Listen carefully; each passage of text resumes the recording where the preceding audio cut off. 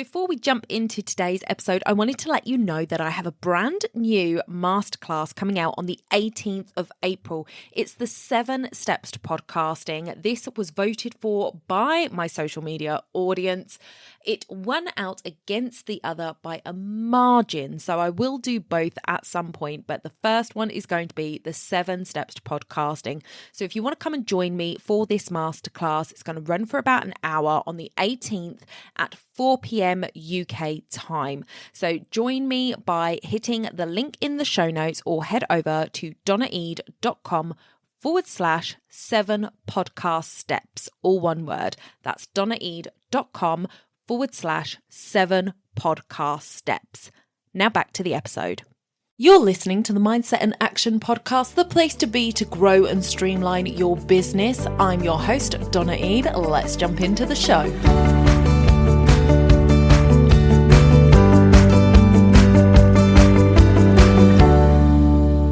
Welcome back to the podcast, everybody, for this mini Mindset Monday. I'm your host, Donna Eade, and I am joined again by the lovely Vivienne Joy. Welcome to the podcast, Vivian. Hello again. Thank you for having me again. Okay, so last time, guys, we talked a little bit too much, but this is the problem with me and Viv. We're both talkers, so you know we're gonna.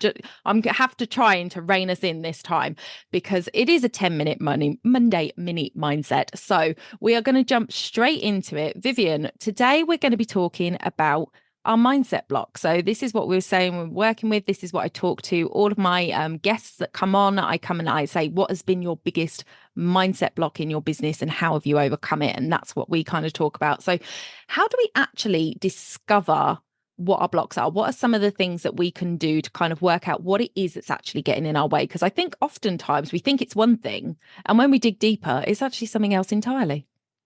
Absolutely. We call it in coaching or therapy, which I'm both, the presenting problem. The presenting problem is I haven't got any clients. And so they think that the answer to that is to go and find out how to get clients. Actually, what's really going on is something else underneath, something to do with their own value, something to do with money, mindset, self-worth, a whole load of stuff. So how can we discover it? Fantastic question, first off, Donna. Thank you very much. It is one I could talk about 6 days with, so you definitely have to keep me in. But, you know, the thing is, when you talk passionately about what you do and you really feel passionately, it comes across, doesn't it, hopefully? So how can you discover them? Well, there's a few clues. The first one is your own language.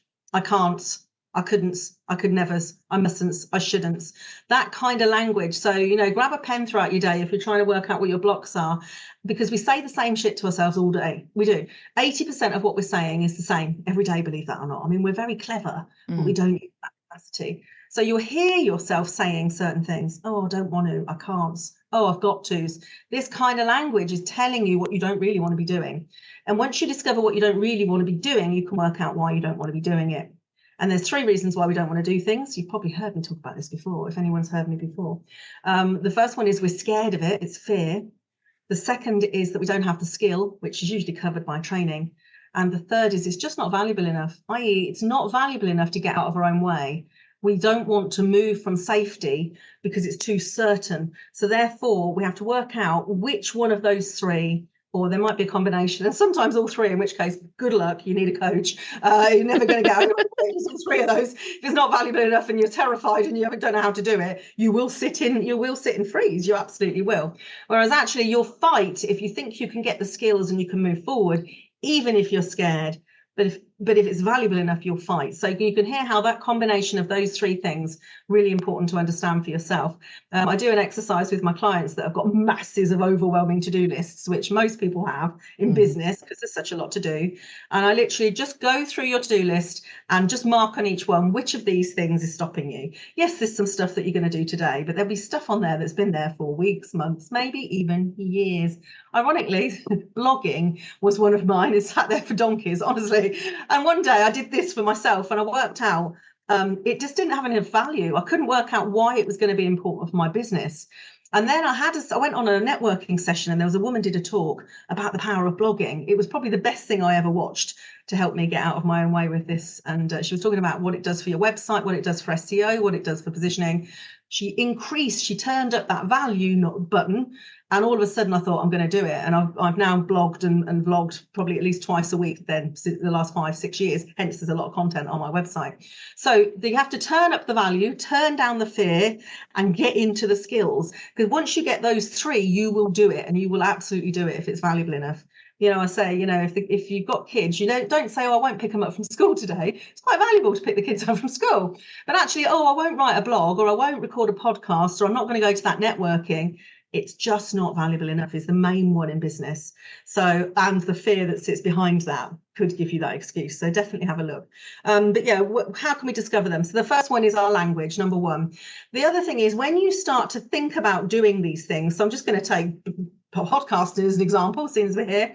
If you start to think about podcasting, your brain will give you a whole load of feelings, thoughts, words. The unconscious will bring forward all of the excuses as to why you can't do it.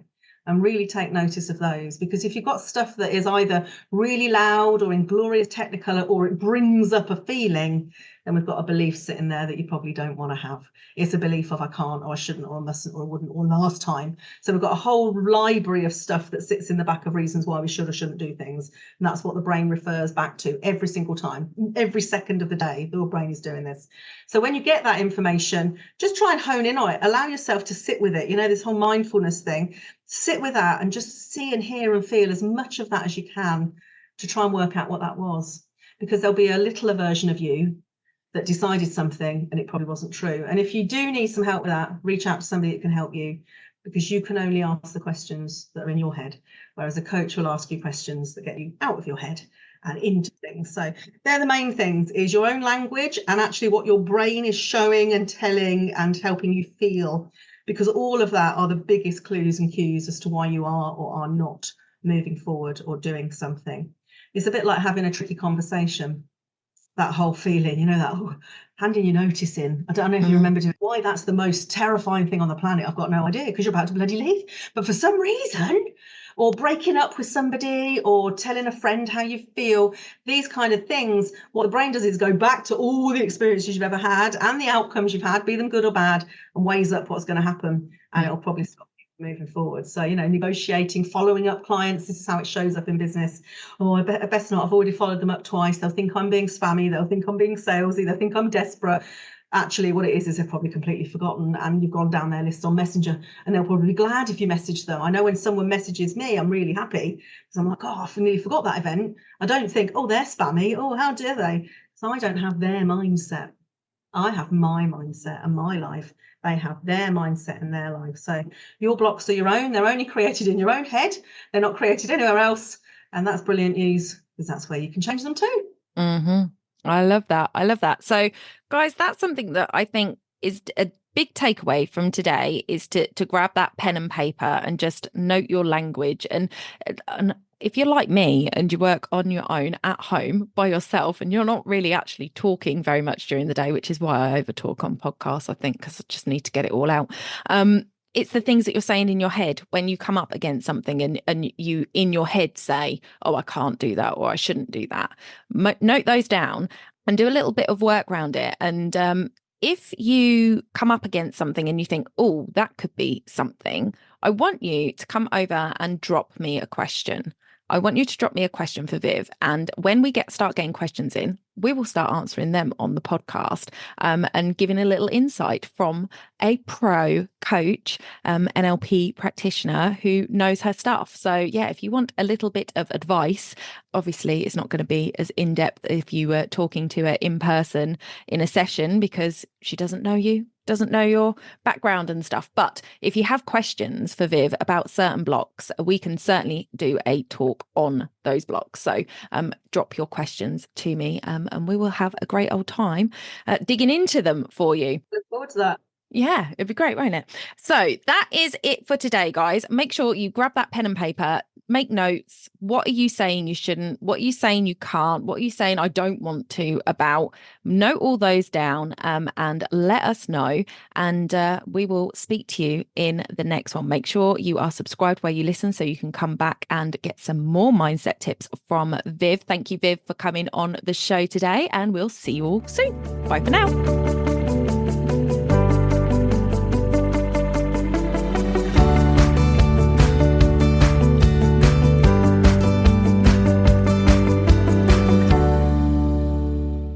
If you're looking to build a deeper connection with your audience this year and you're a passionate business owner with a message to share, then I would love to help you do that via podcasting. If you're interested in starting a podcast this year, head over to donnaeade.com/apply to register your interest today. Don't forget to hit subscribe where you listen and rate and review the podcast if you've enjoyed it. You can also share this episode with a friend. It is a great way to help the podcast out to get to more listeners just like you.